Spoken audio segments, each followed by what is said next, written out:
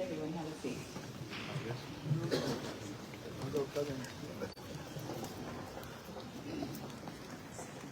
Well, good afternoon, everyone. I'm Shannon Hayter. I'm the Dean of the School of International Service, and it is really my pleasure to welcome you all to SIS. We're so excited to have you here.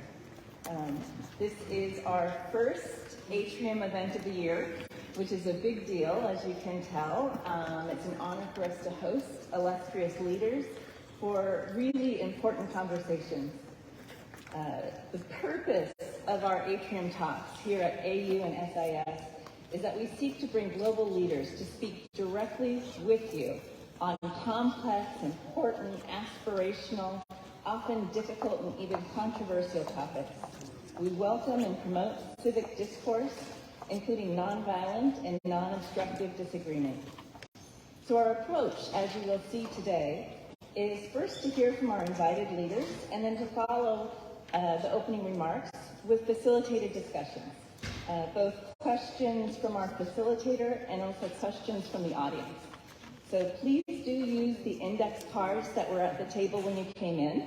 If you have questions, feel free to write them down, and after our speaker, we'll have you pass them to the aisles, and we'll get through as many questions as time allows. So without further ado, it is my pleasure to introduce the 15th president of American University and the first woman to serve in that role as president, Sylvia Burwell.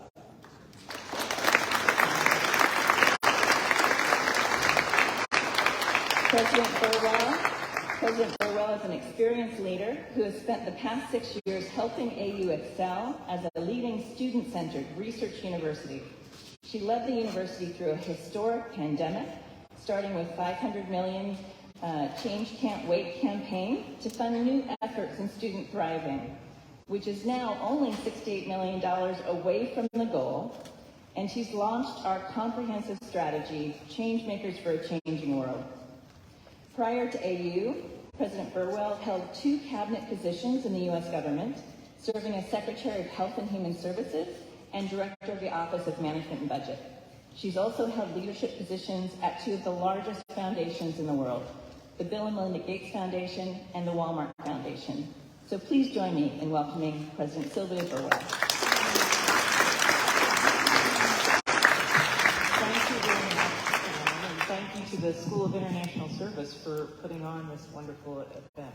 President Leo, it is my privilege to welcome you and the First Lady here.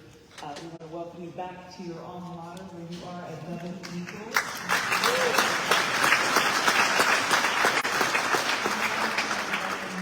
First Lady Maada, we welcome you as well. Many people in this room will know that the United Nations General Assembly is coming up next week, and so we are so appreciative that you would take time during this very busy time to come and be with us.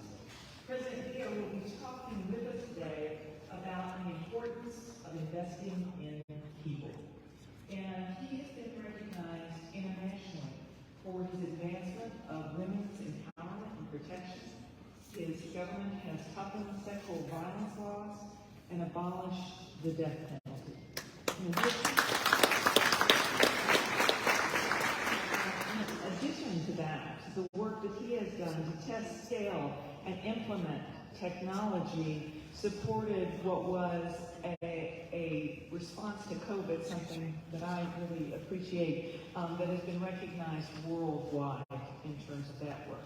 President Leo began his public service career as a school teacher. He then joined the Sierra Leone Army, retiring with the rank of brigadier. Before he was elected to his first term as president in 2018, he served as the Chief Secretary of State, the Chief of Defense Staff, Minister of Information, Minister of Marine Resources, and Deputy Head of State. President Leo is a well-known philanthropist as well through the work of the Maada and Fatima Leo Foundation. He completed his BA at American University in 1999. appreciate the hat. Thank you very much. We like flying the flag here at American University. His MIS in 2001 in the field of peace and conflict resolution, and as a true change maker and continued learner, he's pursuing his doctorate in peace studies at the University of Bradford in the United Kingdom. Here at AU, he is well remembered by his professors that taught him, and we actually have two of them with us today, including Dean Lou Goodman, who also taught the president, and so we're thrilled, and he is well remembered here. Today he will be engaging in conversation with SIS Professor Susan Shepler, who is right here, who has 2 decades of experience working in West Africa, where she produced scholarship that helped to inform international interventions of many kinds. Professor Shepler leads the PhD program here at SIS and is also affiliated as a visiting lecturer at the University of Makini in Sierra Leone.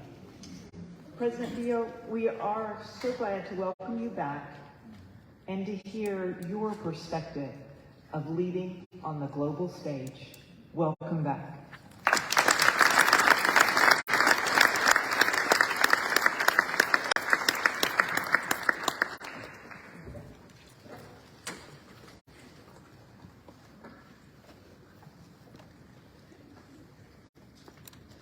The Board of Trustees,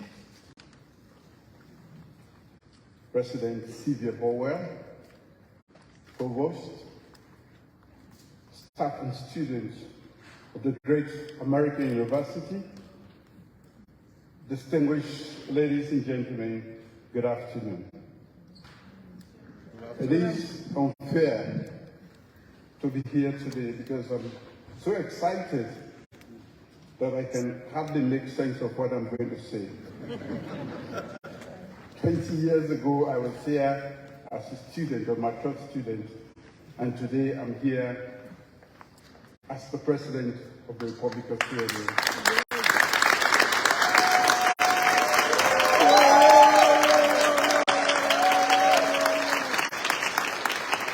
SRS goes out to look for world leaders. Today, they have their own world leader.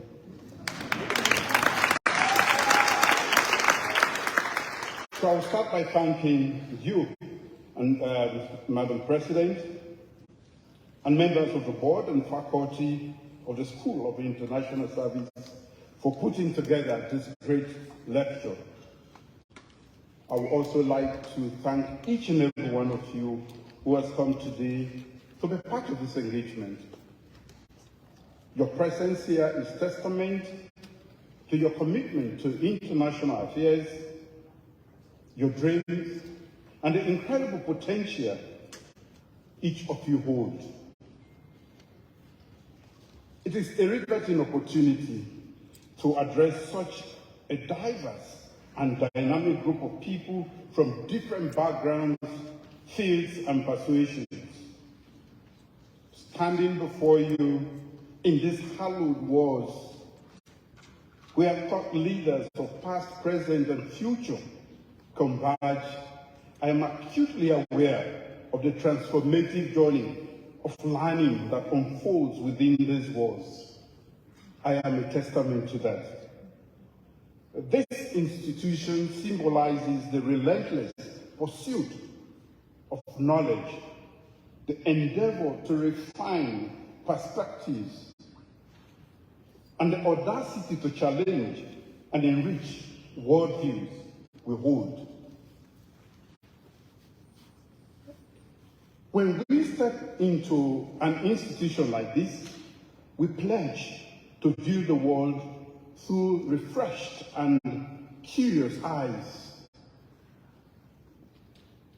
to welcome opposing views, not as threats, but as gateways to understanding. Indeed, I'm sure that everyone here, but especially from the School of International Service, will agree that there is no greater honor than dedicating oneself to the service of humanity.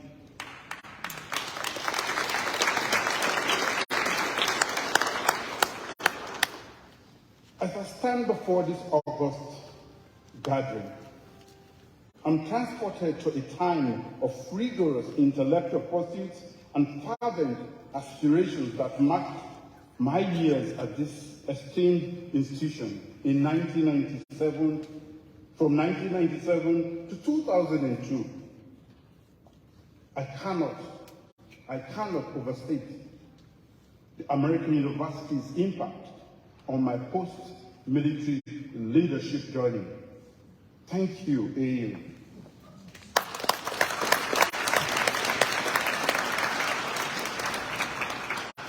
Reconnecting with fellow alums and revisiting the rich academic tenets and principles that served as the bedrock of my education, I'm reminded of the priceless value of an education that seamlessly blends knowledge with pragmatism.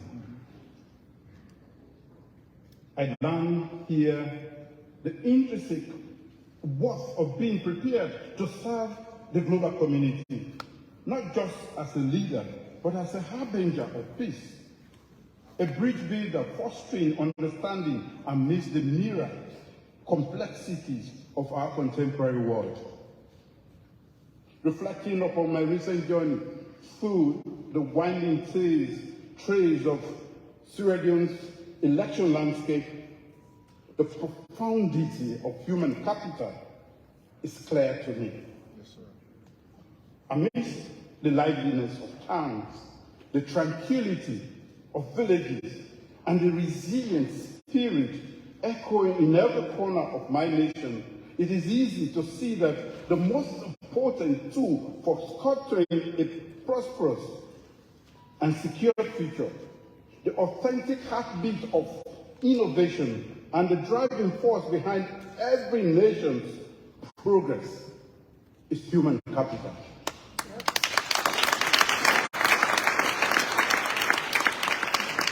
Madam President, distinguished ladies and gentlemen, every leader dreams of a legacy. In my time as president of Sierra Leone, I have envisioned a legacy built on the foundation of human capital development. Such a focus is not merely a reflection of my personal experiences, though they are profound. Rising from humble beginnings, thanks to the determination of my mother, a peasant farmer of blessed memory, who was not formally educated, but instilled in me the transformative power of education.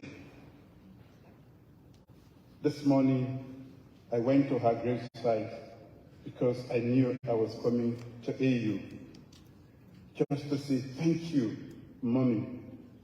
You did not go to school, but you made me go to school, and I am the leader that you made, but you never enjoyed the fruit of your hard work. I am a testimony, and I can say I've seen how the power of education unchains minds and unleashes potential.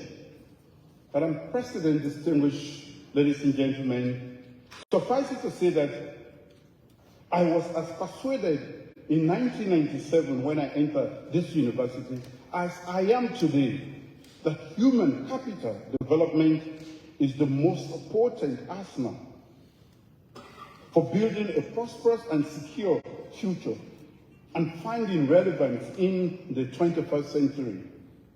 This has been the paradigm shift of our national development agenda and is already manifesting transformative dividends. My lecture today, ladies and gentlemen, is anchored on the strength of an empowered mind built on human capital development, the responsibilities that come with it, and the extraordinary possibilities that lie ahead. We live in an era of rapid changes, innovations, and interconnectedness. our inherited world vastly differs from one our parents and grandparents knew and left for us. Technological advancements have reshaped how we communicate, work, and live. But with these changes come both challenges and opportunities. My government understands the dynamics of today's prevailing world and has chosen to embrace its opportunities. For this reason, I made human capital development the priority plank of my government in my first 5 years as president. Sierra Leone is a nation with a tumultuous past.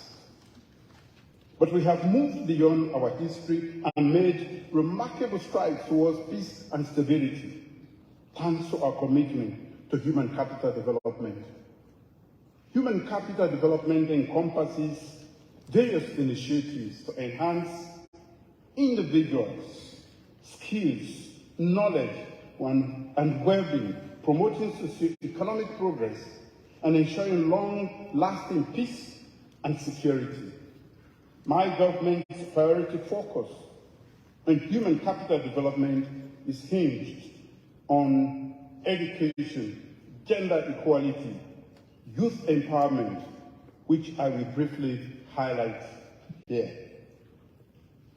In our collective pursuit of knowledge and development, we must also confront and navigate the unpredictabilities of leadership and life.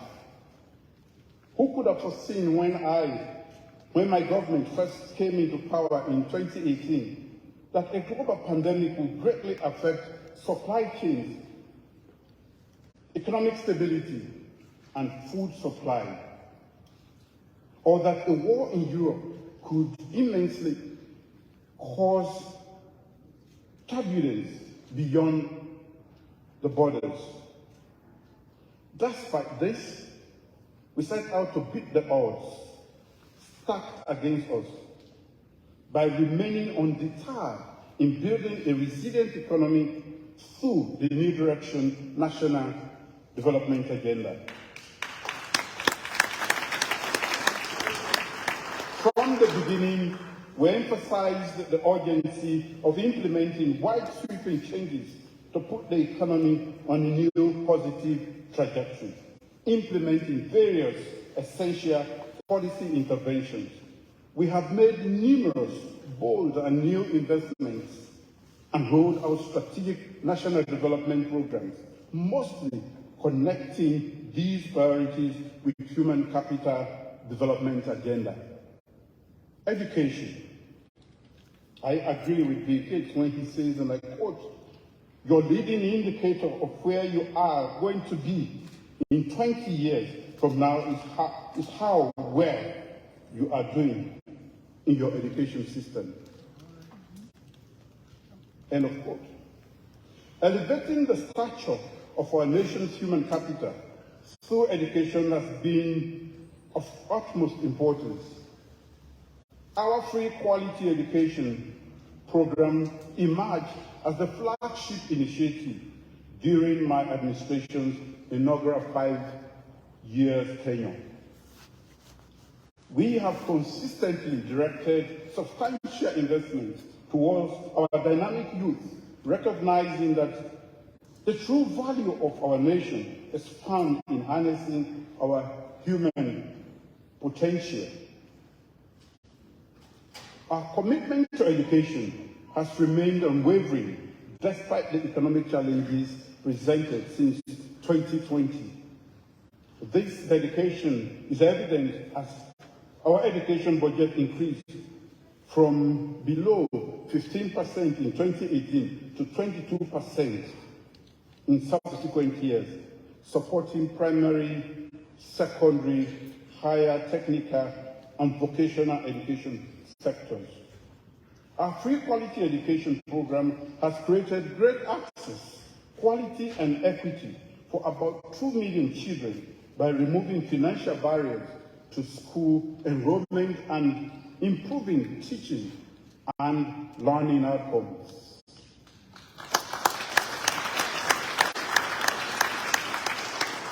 Our pioneering approach to radical inclusion in education, leaving no one behind, be it expectant girls, adult learners, children from our most vulnerable communities, or those with disabilities, has garnered commendations from the international community. Sierra Leone's transformative education policy has been celebrated globally, affirming our role as stewards advocates of education advancement.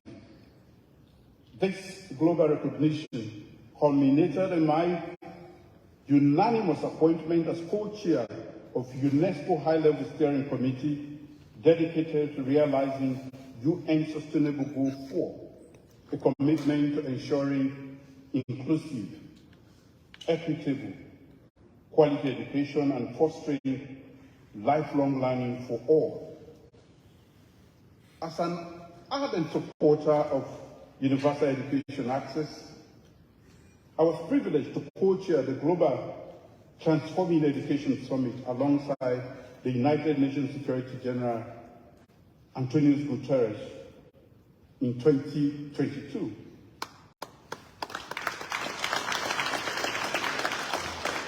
Additionally, the Global Partnership for Education honored me as one of the global champions for foundational learning for our 2022-2026 Partnership Compact.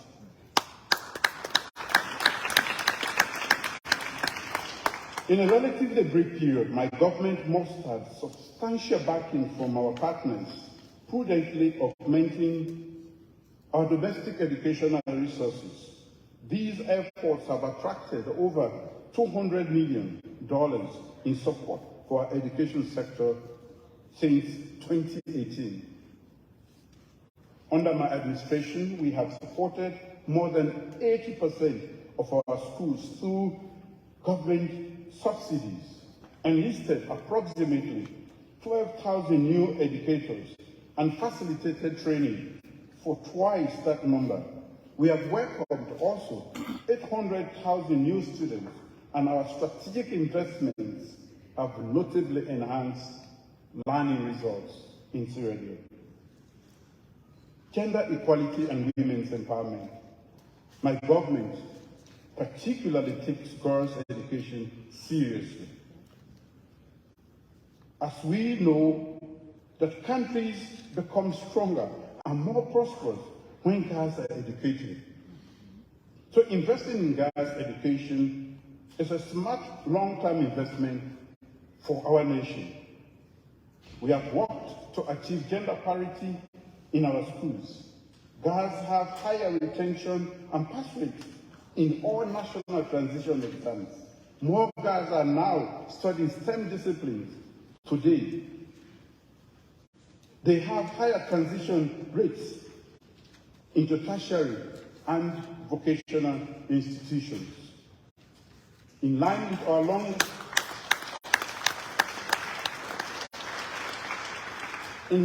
long-term vision to train more women engineers, doctors, scientists, and innovators, we have also implemented a policy that funds free education from primary school through university for all girls studying STEM disciplines.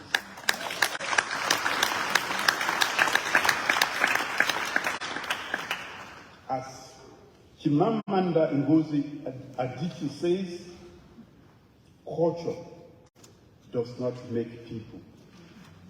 People make culture.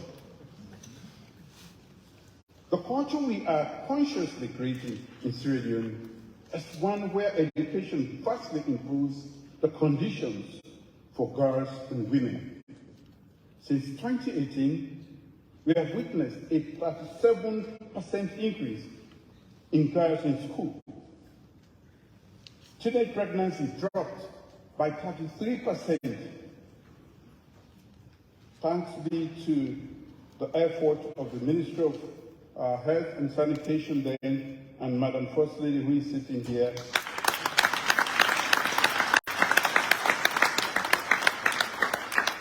Early marriage figures indicators have also dropped dramatically. Sierra Leone now has the highest rate of girls completing primary education in the entire West African sub-region.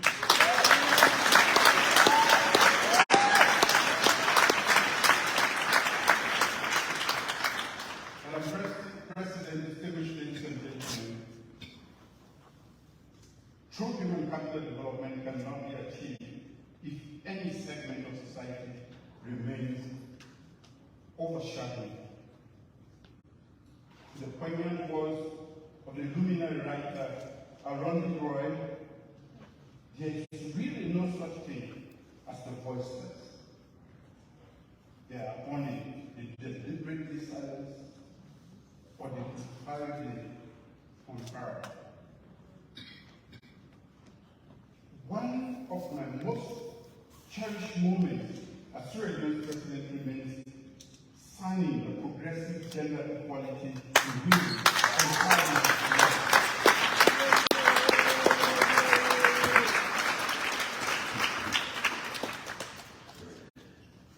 The Gender Equality and Women's Empowerment Law, or Bill into Law, ensuring women receive equal pay for equal work and amplifying their voices in all societal domains, from the workplace to the political arena.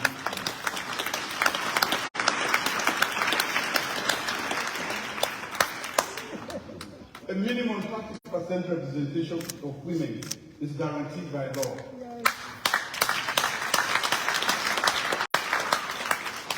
In our unwavering commitment to dismantle the barriers of gender inequality, I declare a state of emergency on the heinous crime of rape and sexual and gender-based violence in Sierra Leone.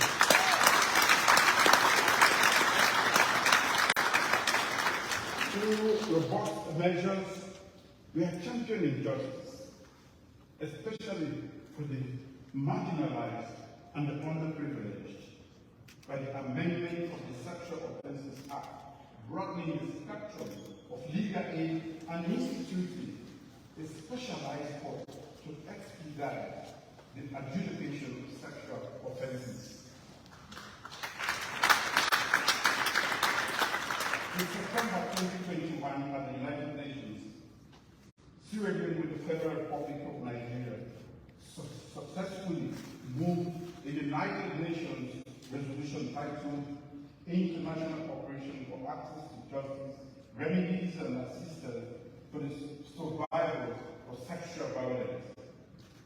It was called a historic resolution for the survivors of sexual violence. It condemned all forms of sexual and gender-based violence, and outlined a series of measures for member states to take effective action in line with international law. Youth and empowerment.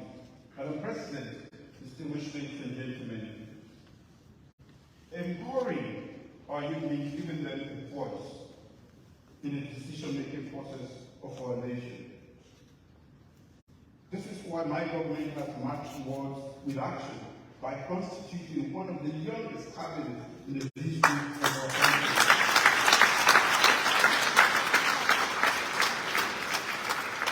Many of my ministers are under the age of 40.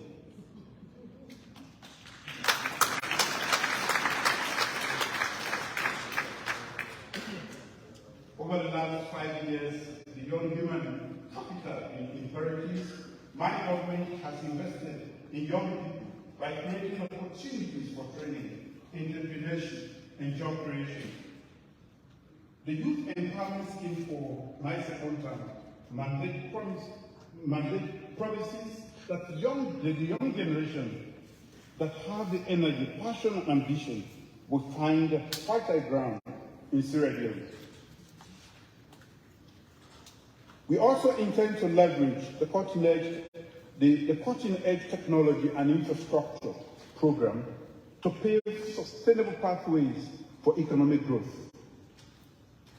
My government has continued to rely on our young people to move from being passive observers of the country's problem to partake in the actions that can move it forward.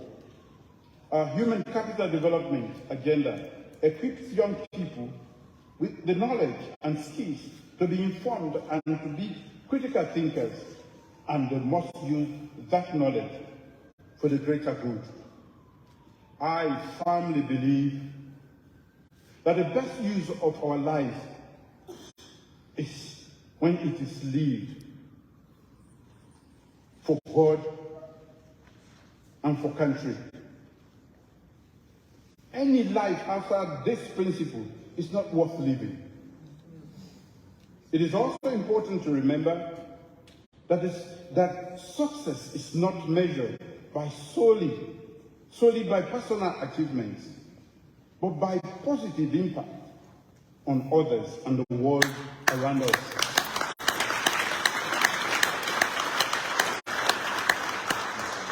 I have just started my second term. Ladies and gentlemen, the last 5 years have come with a share of challenges, as we all know. But in the true nature of Sierra Leone spirit, we will never shirk in the face of adversity. Challenges are an inevitable part of life and often the catalyst for the most significant change. Leadership exists to solve problems. We must remember that progress is not linear, and setbacks are opportunities to learn, adapt, and grow stronger. As I embark on my second term, I reaffirm my unwavering commitment to the 5 quintessential pillars that will shape our journey forward, namely achieving food security. Achieving food security is intimately linked with aggressive investment in agriculture. Our vision extends beyond merely feeding our people. We aim to ignite job creation, catalyze economic momentum, and significantly diminish the burden of poverty. Human capital development is the second. We will continue investing in human capital development strategically to solve contemporary challenges and leverage opportunities with an unwavering emphasis on achieving gender parity in all domains.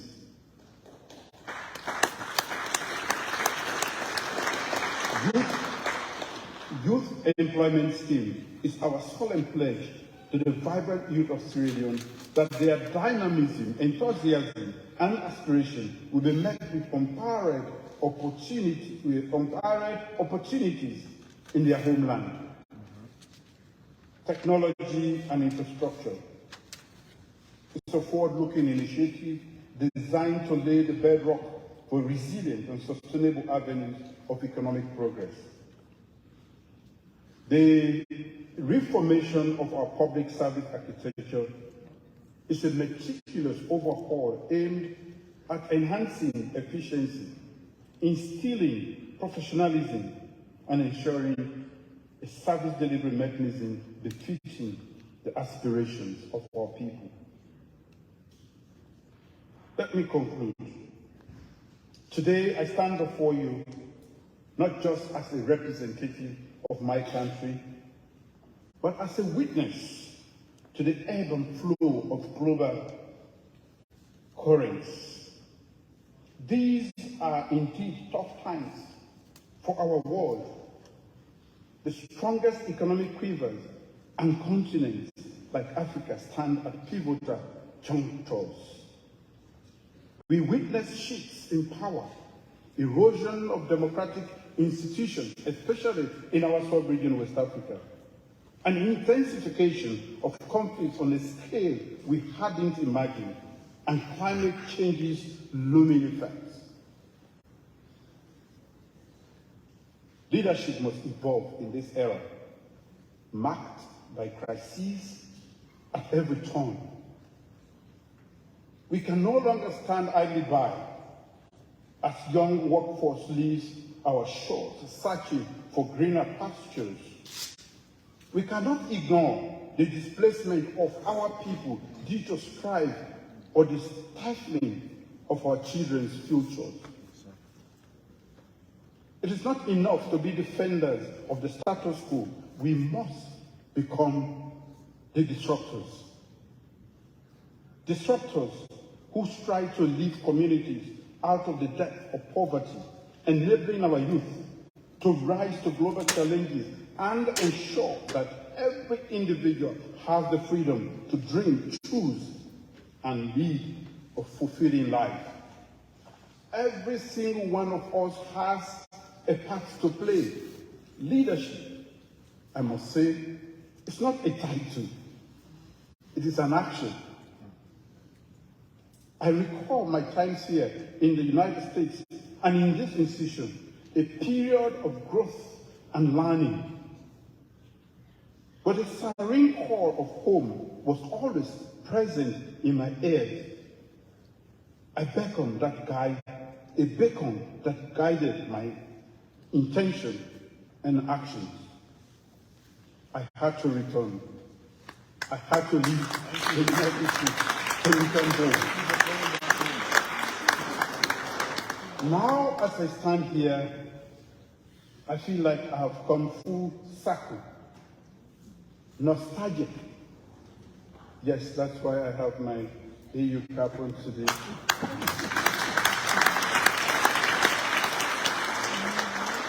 And I have my School of International Service t-shirt at home. Words can hardly capture this feeling. Our world is a mosaic of cultures, beliefs, and aspirations. It is up to us, especially those at the head of affairs, to decide the legacy we wish to leave behind. Do we envisage a world of unity, justice, peace, and dignity? Or do we resign ourselves to divisions, disparities, and disenchantments? The intricate web of our global community means that the ripple effects of instability cannot be contained within borders anymore. Unity is not just a moral duty. It is a strategic imperative. As you chart your path, disrupting and innovating, I urge you to always prioritize relationships and consensus.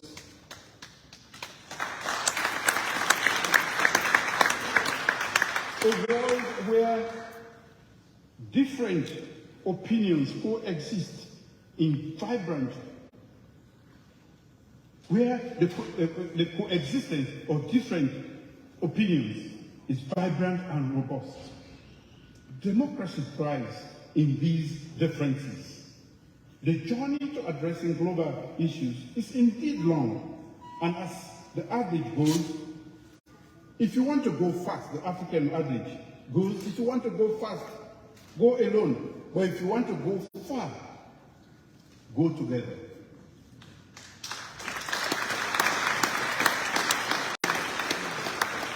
As we champion multilateralism on the global stage, it is paramount that we fiercely uphold political pluralism, freedom of expression, and fundamental human rights within our borders. As stewards of the future, let us all pledge to shine our collective light into every shadow. Let our voices rise in harmony, heralding the dawn of a brighter, limitless tomorrow. In closing, I want to leave you with a quote from President John F. Kennedy, who once said, and I quote, "The future does not belong to those who are content with today. apathetic towards common problems and their fellow men alike, timid and fearful in the face of new ideas and bold projects. End of quote. I want to add, permit me, ladies and gentlemen, that the future belongs to those who create it.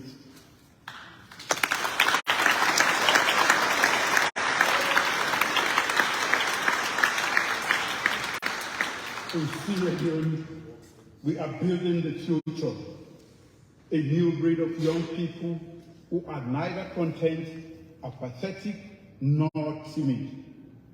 We are building change makers, our hope for a better tomorrow.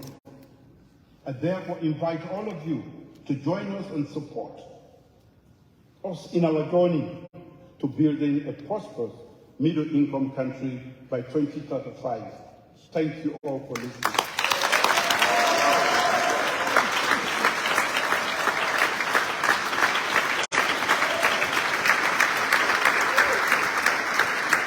That's His Excellency the President of Sierra Leone ending his public lecture at the prestigious American University.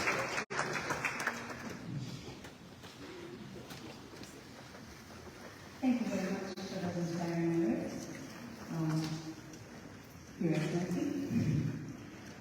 My name is Susan Shepherd, and I'm a professor here at the School of International Service. But I want to be some people that know that this is my own.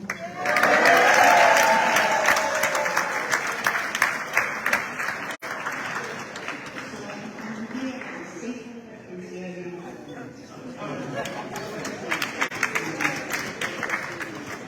And I want to start by also recognizing how very kind you've been to us, me, and SIS students when we traveled to Sierra Leone. A few years ago, you welcomed us right into your office in State House, a set of SIS master's students, and shared time with us and your thoughts about the importance of education. And I just think that's so amazing that we have that kind of access to the president of the country. So thank you very much. On behalf of the So the way we've structured this is that I have a number of questions that I'll be asking. But we also, if time permits, want to answer your questions as well. So you've seen that there are cards available for you to write down questions. If you have questions, please write them down and pass them along. We do have a team here that will be looking through them to make sure we're not asking questions that I've already asked, and that we, because we have very little time, that we have time for as many questions as possible. So if you don't mind, I'll go with the questions that I've already submitted. You have such an interesting personal story in terms of changes in your trajectory. And you've already spoken a little bit about how AU was such a big part of your personal trajectory. I wonder if you can tell us about other institutions that you've been a part of. I know you went to Bow School, for example, the military, the Catholic Church. How have other institutions really impacted you as a person and as a leader?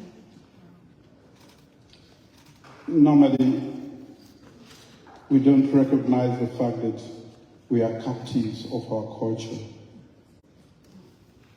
I've had to go through different institutions, starting with my home. My mom was a widow at a very early age, a peasant farmer who was not fortunate to have gone to school at all, not.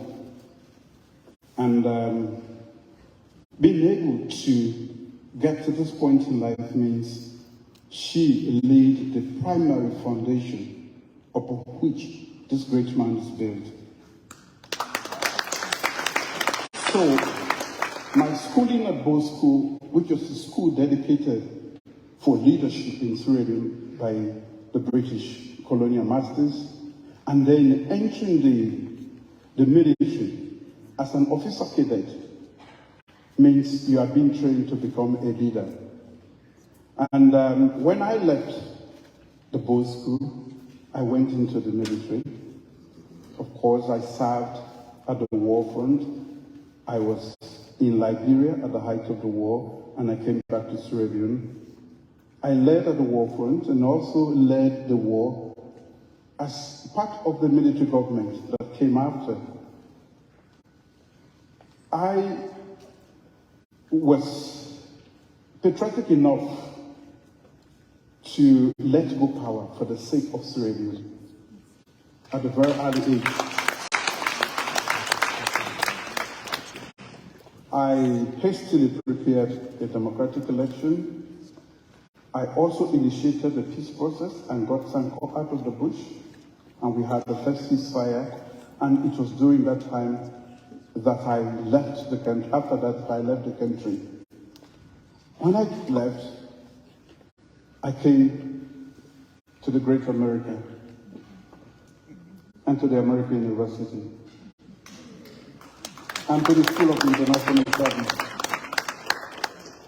I was a different kind of student because for most of the students, they had to do theory and they were expected to go out into the world and get the practical.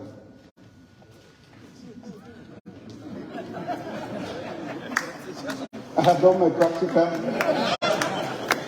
and I came for the theoretical jacket. And you gave me a very beautiful jacket, School of International Service. You trained me to be a global nomad, and I've been one ever since I've left. I've held the flag high, and I always remind people that of all the institutions, all of them have played critical roles, but you, this university, played a pivotal role. Because at the American University, you have access to all sorts of lecturers, from Pentagon to State Department to everybody. That's the beauty here. And students too. So for me, that was a great opportunity. And I think I acquired quite a lot of knowledge and values that have been at the forefront of my leadership. It's pretty exciting. I don't know if people know, but Sierra Leone is going to have a seat on the UN Security Council this year.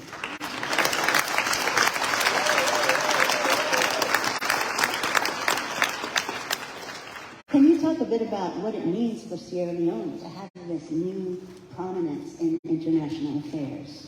And how do you and your government plan to make use of this influence? Prominence in international affairs. That was why I came to the School of International Affairs. So that when I leave my country, I would take you to prominence in international affairs. The craft I learned from here is what I've taken over there. We are a country renowned for corruption, for all the ills of society. The stigma of the past was a drag on us. And what I did was to try to clean up the image first. Yes, sir. For corruption, the corruption index that we inherited was so bad that we are considered one of the most corrupt countries in the world. I've changed that. We have moved nearly 20 paces up in just 5 years.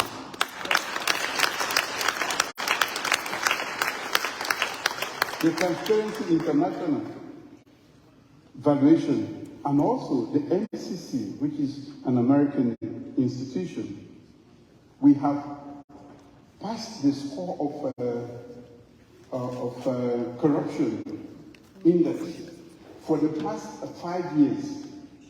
The previous government, before me, for 11 years failed woefully.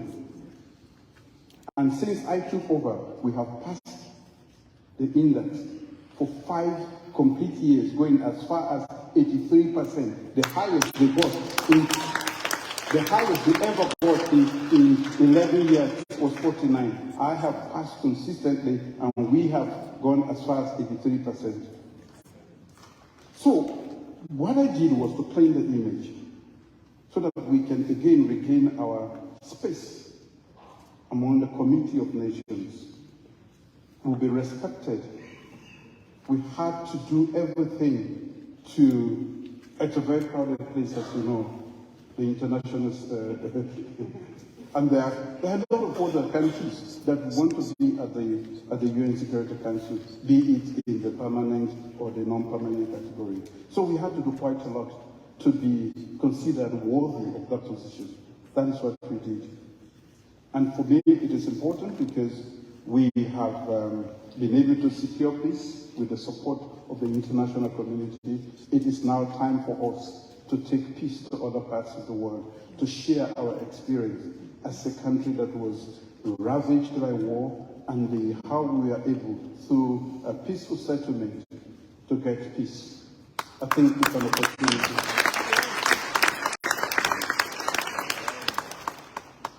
Of course, I have to ask you about the most recent election. Various observers, including the Carter Center, have raised concerns about the fairness of the election, especially focused on the work of the Electoral Commission, ECSL. The U.S. State Department has issued visa restrictions on Sierra Leoneans involved in what they call election interference. And we'd all like to hear your reactions to those allegations and to the actions taken in response. Elections are always contentious issues wherever they happen in the world, including in the United States.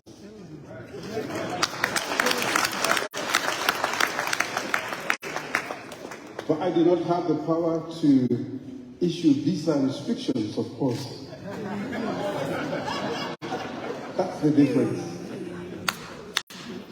Please allow me to continue coming to Sierra Leone. Elections are conducted by a body mandated by our Constitution, and its operational mode is directed by the Public Elections Act. Normally, before elections take place, because we have our partners, including the United States, the EU, the British, and other organizations that are interested in democracy, a steering committee is put together, and all stakeholders, including political parties, are represented in that steering committee. What they do is to look at everything that has to be done, the rules of the game, to make sure that the Public Elections Act is clean and will lead to a credible election at the end of the day. That was what pertained in Sierra Leone. I was not a member of that. The only thing we did for the election was to make sure that whatever the National Electoral Body asked for, we provided, including funds and security. Their business, they are an independent, semi-autonomous body, in the sense that we don't deal with their day-to-day operations. We don't control that at all. If we do, that will be interference. That's ECSL? ECSL. And they did that. When the elections were all at the height of calling the result, this was when the problem started. They had done all their calculations, collation, and all the processes. I was now requested to stop them from calling the result by the United States. So I don't know who is accusing who of interference. Yes.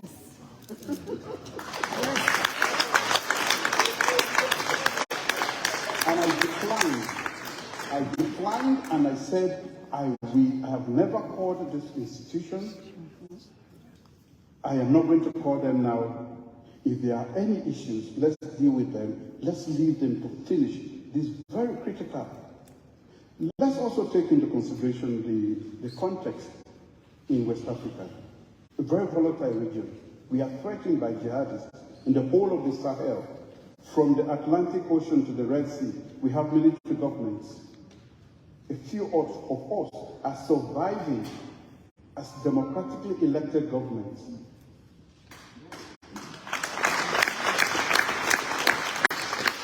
And when the United States cast doubt on an election that was considered to be the most peaceful, not my words, but the observers, free and fair, and then the United States cast doubt on the credibility, you are calling for a coup.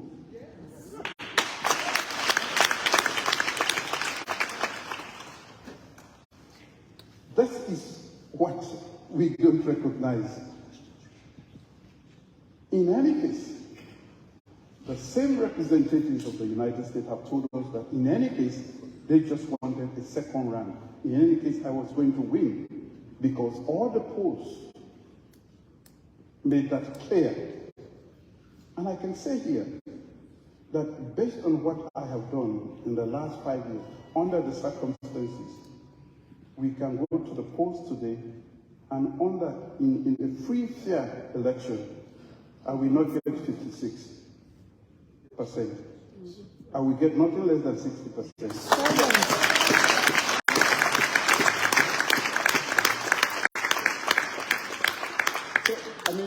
It is unfortunate what the U.S. has done insofar.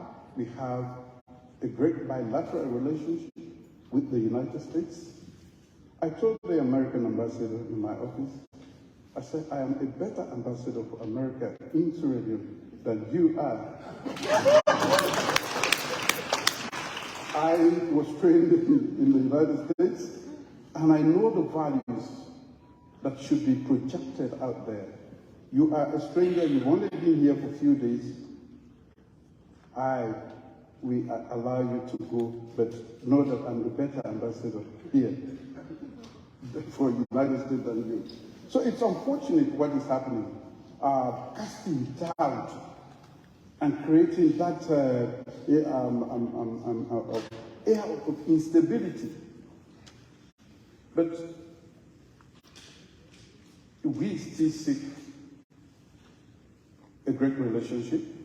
We are looking for a reconsideration. Well, this is my next question, actually. I saw that you met with the new U.S. ambassador, who himself is an American University alum.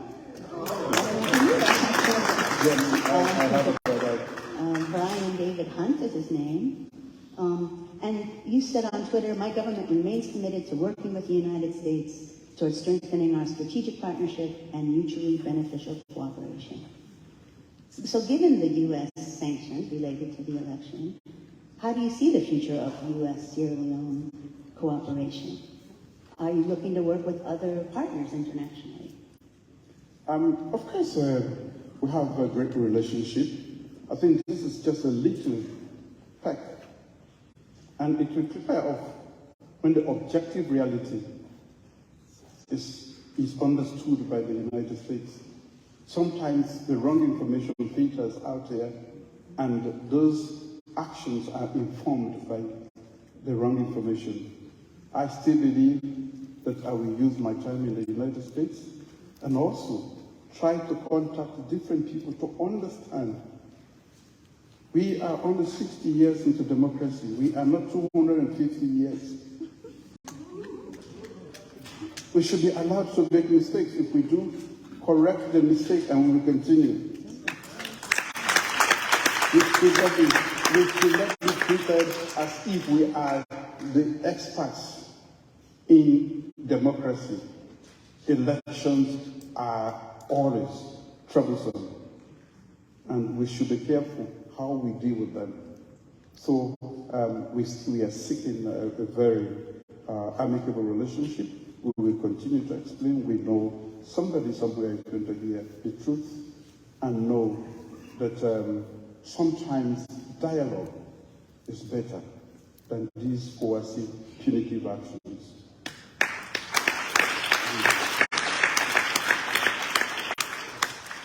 So moving away from that now, you mentioned yourself that you've appointed a lot of young, new cabinet ministers, including a large number of young women and men.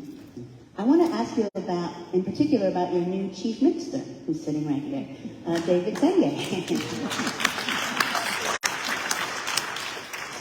as many of you know, he's got a PhD at MIT, at Harvard, and has worked his way up in the government from chief innovation officer to minister of education, and now chief minister. Many of us attended his recent book launch events in D.C., the Politics and Prose, where he talked about how he was able to convince you of his concept of radical inclusion, and that you now are also a proponent of radical inclusion. I guess my question is, can you tell us what you see in this man? Why you are so good and so radical? Not to put you on the spot. Well, I think that in my when I was talking, I did talk about disruptors. I think I'm looking for disruptors. The old ways of doing things have not worked for us. We must accelerate our pace, and we need people who can disrupt the status quo to get to the top. So, when you have young men who are informed, educated, enlightened, all they need is the necessary exposure and guidance, and they can do great things. Our population is about 60-70% young men. I'm reflecting that in my cabinet. That's democracy.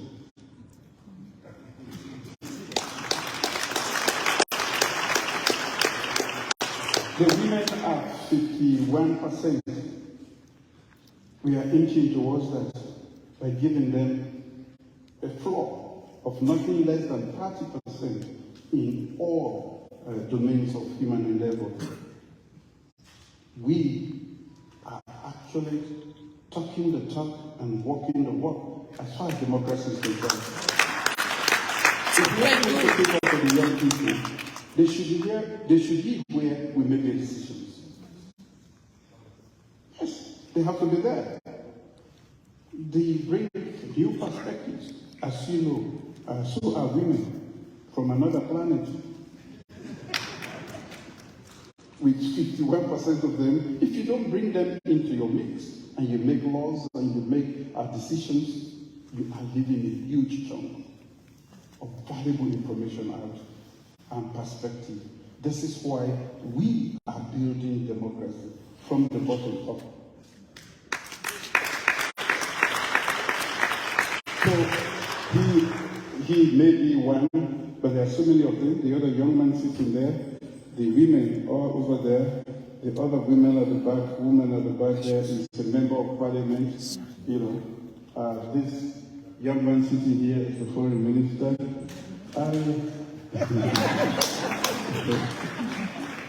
I also have. Oh, and we have another AU alone in your cabinet. Yes. Right? He was hiding from me until I told him, I said, I'm going to. He said he went to the School of Public Affairs. I said, I knew this. So what we have done is, I think it's a beautiful mix. We have very strong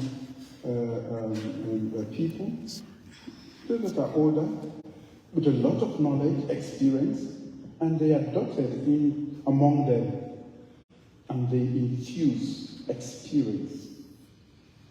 And that is what is helping them. And I am also, remember I told you, I led the peace process that brought peace to Sierra Leone. I initiated that one. I brought democracy to Sierra Leone when I was in my 20s, late 20s, after nearly 30 years of one-party rule. If I could do that in my 20s, they can do that in their 30s. We're educated. I'm more exposed than I was at the time I made those strategic decisions for our country. So I believe and trust in them.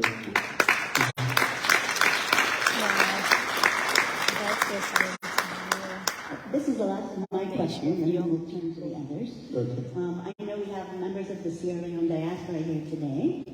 And I'm sure you'd like an opportunity to address the diaspora about how they can best be involved in Sierra Leone's development. Well, quite a lot of them are involved already. Some of the people, some of them, the ones at home, you will know that they call them home base, and we call this the VGC. So we combine them because there's so much. I have always said to people, we come to places in the West to learn the good things that you've done to make your society stick and function. It is our responsibility to take those values and systems back home. So there's quite a lot of exposure, the value systems they've acquired, work ethic, and every other thing. So we take, from time to time, we pick among them, and we also combine that with the home base, and we get going. So I believe that they have a role to play. The different expertise. We still have huge capacity gaps, I must confess. The only thing is that we cannot pay them enough when they go back home. So it's always difficult to convince them to go back home. Those who have gone have made serious sacrifices as far as remuneration is concerned. So Sierra Leoneans in the diaspora, you are always invited back. Just have to be ready to make this necessary sacrifice. You cannot get up at 1 and think that you can go to McDonald's and get your... Sometimes you talk the first sentence and it's just no water. And so, inconveniences to suffer. But that is part of the differences we have to work, we have to fix. I see here for us, we come and learn and go and fix.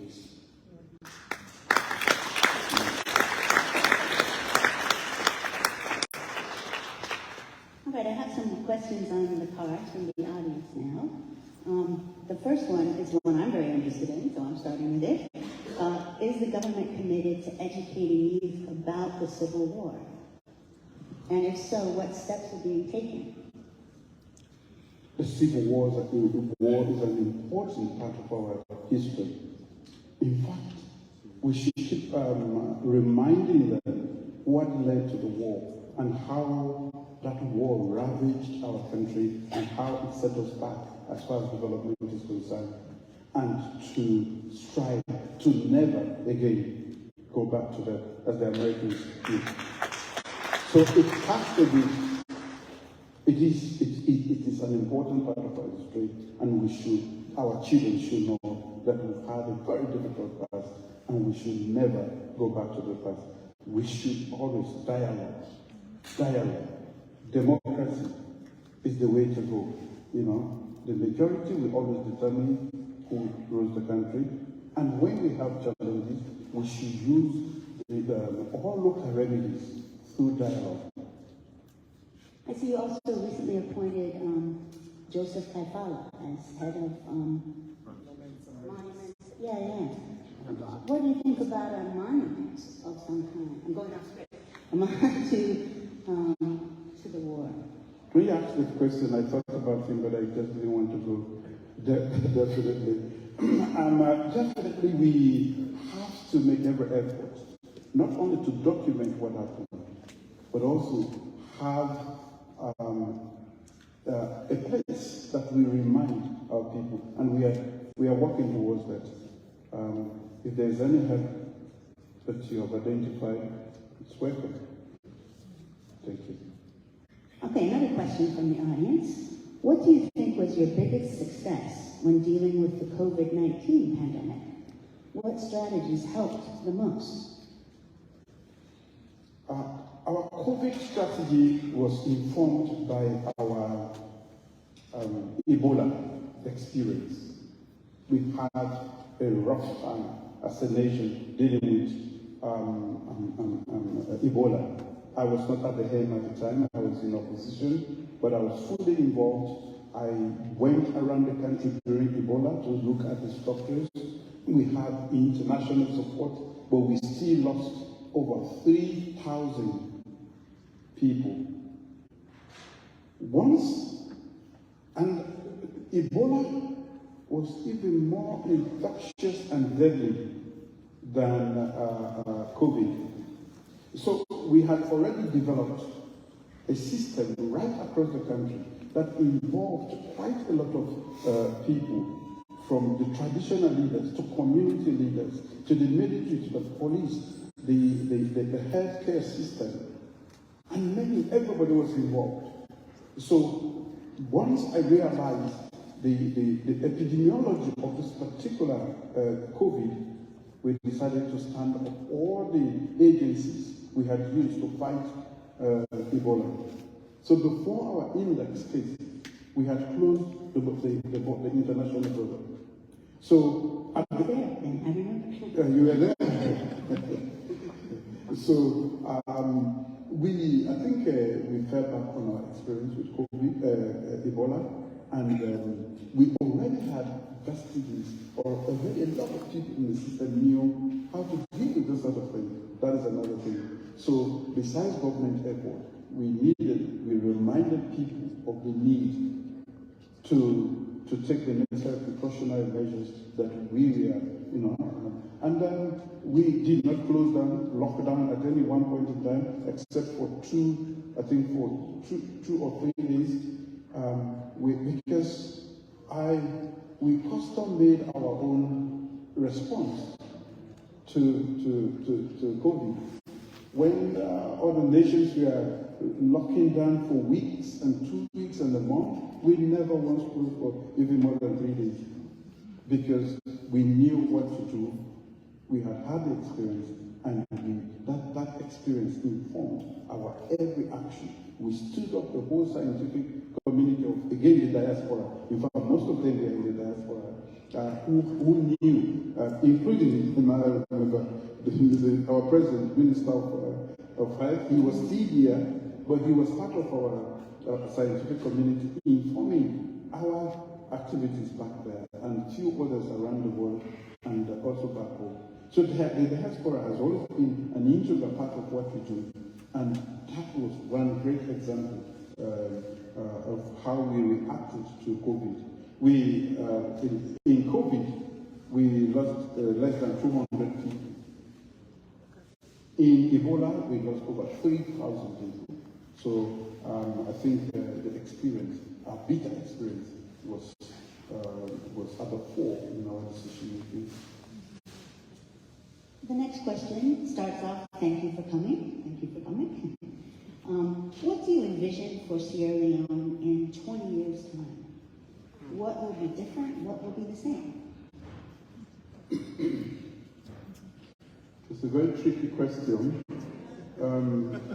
But I think for me, you know quite a lot about Sierra Leone, and there's always the tendency for Sierra Leoneans to talk about the wealth that we have. And normally they're talking about the potential. Look at Diamond, look at our team.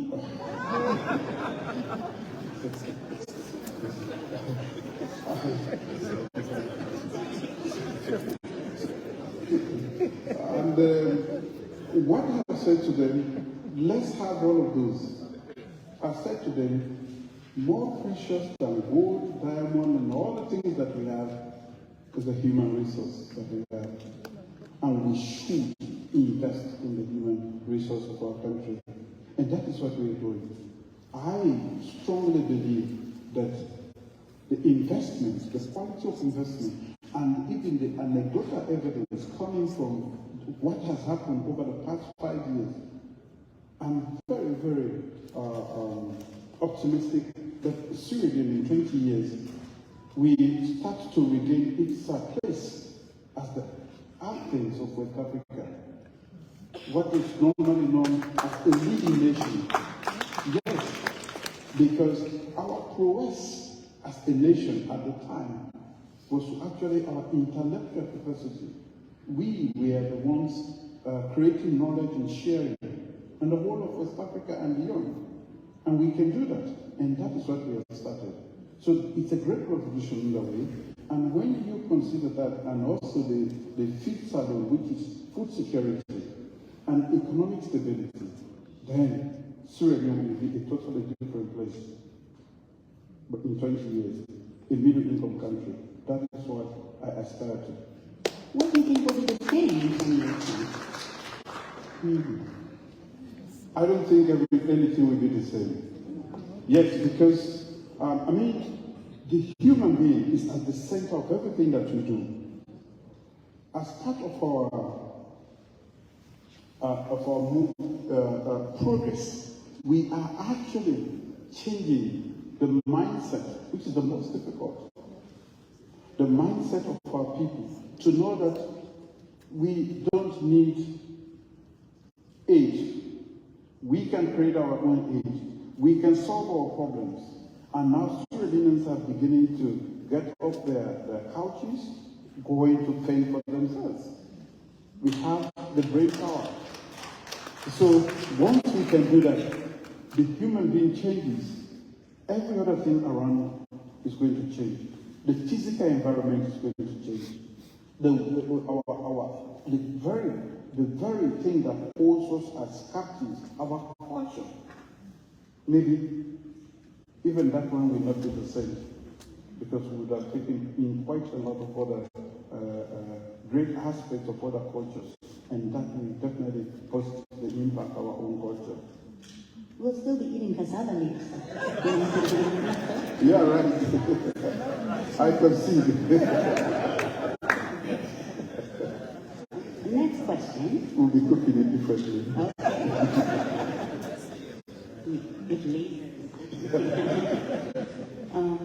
What is your administration doing to ensure free speech while keeping the peace and stability of Sierra Leone? Free speech. Nobody is in prison for free speech, for writing an article. In fact, the oldest restriction on free speech was the seditious libel law, which we have changed.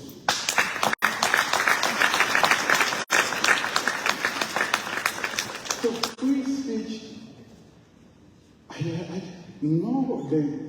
for 5 years, there's no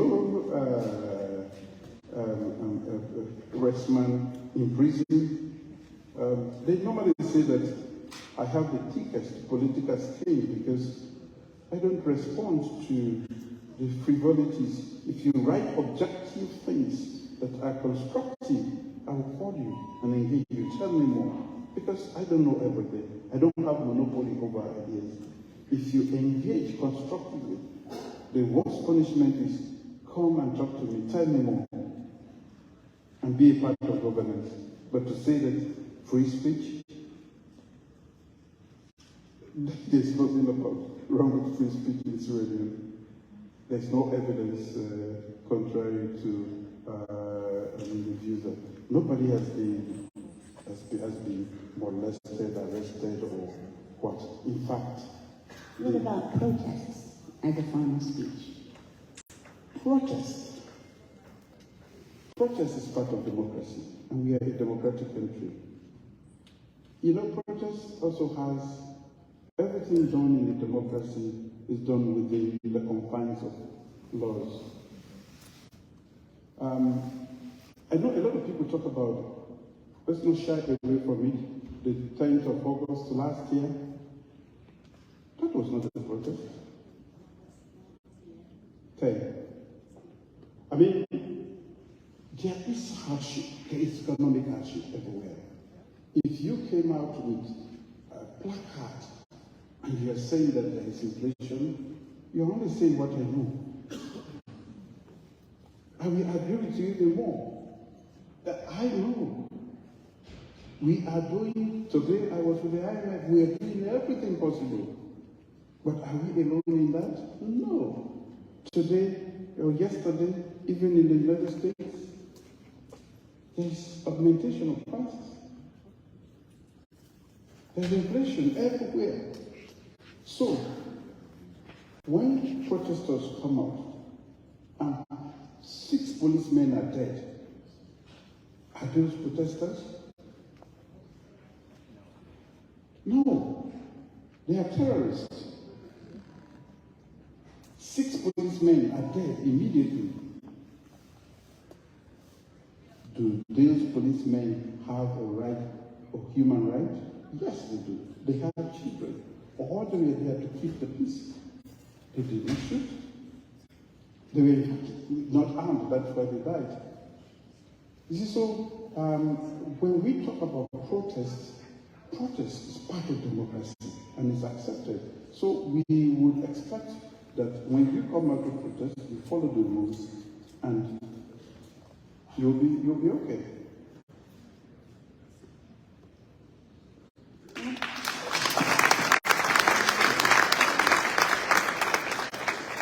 One last question, and we have about 9 minutes left, so we're on time. Very good. You've addressed this somewhat, but this is from Mustafa Y. What are your plans to encourage the Sierra Leone youthful population in the diaspora to help in the development of Sierra Leone? So we talked about diaspora, JC's home base. What about the youth, maybe grew up here in the U.S., maybe have never been home to Sierra Leone? That's how I'm reading this question. I normally extend invitations, and I always tell people that we are going to fix our own country. And we encourage them to go back home for holidays. And most of them who go back normally fall in love with their own country. And with the right opportunities, they will lash onto those. I think we have to provide those opportunities for them. So that somebody, because if a young man and a young woman can find employment back there and be able to pay his or her rent and other responsibilities, they are very much likely to stay. What we have not been able to do, especially in terms of the amount required for them to stay afloat, especially most times they would have gotten a mortgage or other responsibilities here. You cannot work there and be able to take care of the mortgage here. So that is a great disincentive, and except we find a way to augment their own thing. And of course, then the locals, we say, oh, we are doing the same work, and those who come, the JCs, are paid more than us. And so that is the only thing. But I think what I would say to the young people is that home is home, and home can be only fixed by us. We have to go back home at one time or the other. A great experience to be here, to learn and to live, but I think it is worthy a cause to go back home and help, because there are millions there who need our help. Most of us who can read and write should be ambassadors. That is how I've always seen myself. I can go to my village and if you look at them, all of them are illiterate.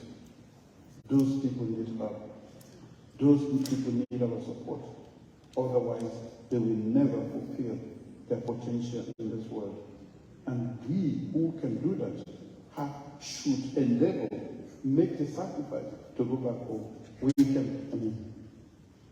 when I finished 20 years ago in Virginia, I could have stayed, like many others, but I made a deliberate choice. I said, home is where I can make the greatest contribution. So I have to go back home.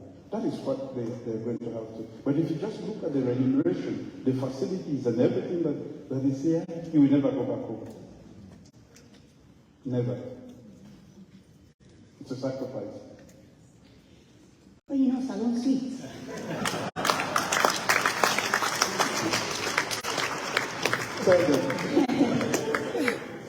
Well, thank you very much again for taking the time to join us today, and thanks to everyone for being here.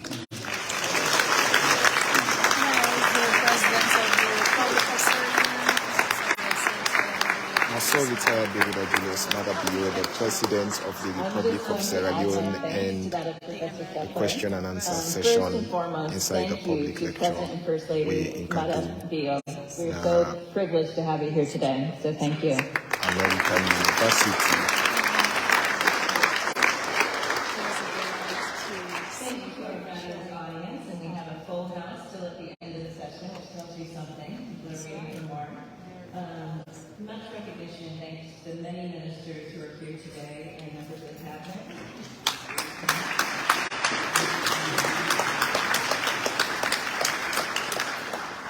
We'd like to especially thank Maada, Minister of Information and Civic Education, who helped us pull this off.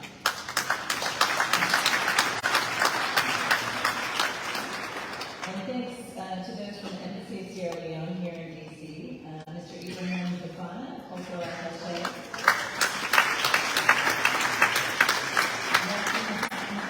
Raheem McCarthy, Minister, Counselor, and Head of Chancery, Shifter Masani, First Secretary, President Sylvia Burwell at AU, and Professor Susan Shepler. And special thanks to our SIS events team, our communications staff, our faculty and students, and our hub group that puts on all of this so that we can use our space together. So thank you for being here.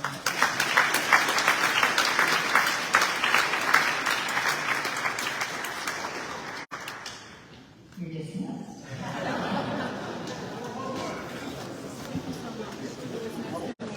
So now, the public lecture end. Now the prestigious American University with retired Brigadier Julius Maada, His Excellency the President of the Republic of Sierra Leone, where they're taking leave now, you know. So we go continue for bring you more updates on the President and First Lady trip na the US. And this is now one of the side events.